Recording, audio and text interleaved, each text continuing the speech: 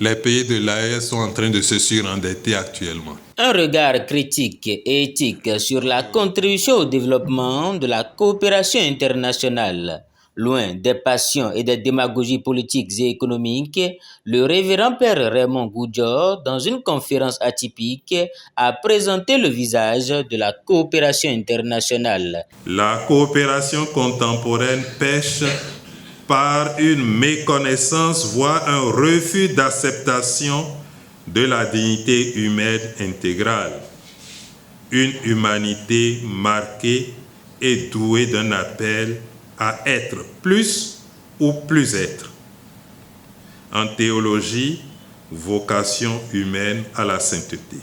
L'économie internationale en lien avec la question du franc CFA, l'Alliance des États du Sahel, ses ambitions économiques et bien d'autres étaient entre autres sujets au cœur des échanges avec le conférencier.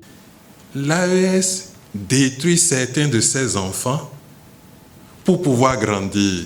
Il crée la haine à l'intérieur, c'est tout simple.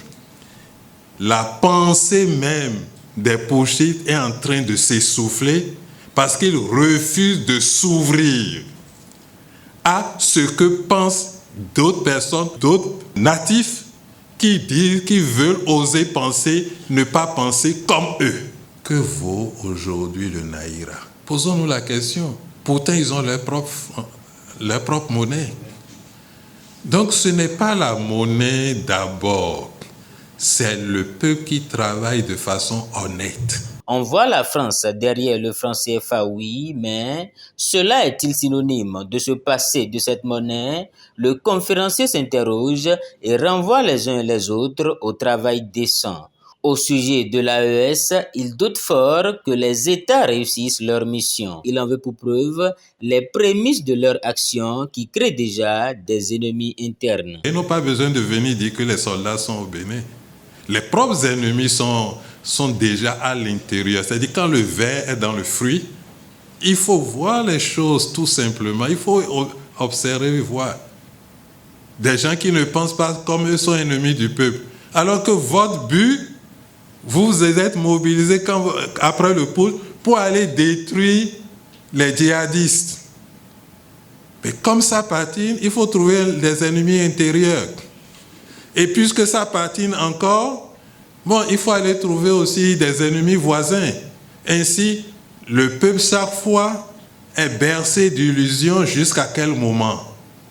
Où va arriver la désillusion? Voici toute ma réflexion. Une réflexion de haut niveau bouclée avec dextérité par le directeur de l'Institut des artisans de justice et de paix qui n'a pas manqué d'exhorter à l'unité. Aujourd'hui, le combat des pays de l'AES, combat légitime, ce combat-là ne prend en compte ni la carrosserie, ni les habitants de ce pays-là.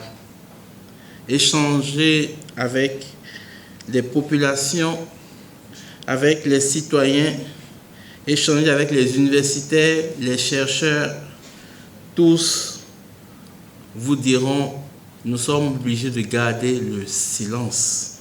Donnons-nous la main et travaillons réellement à ce que l'Afrique soit unie pour la science, pour la technologie, pour l'éducation.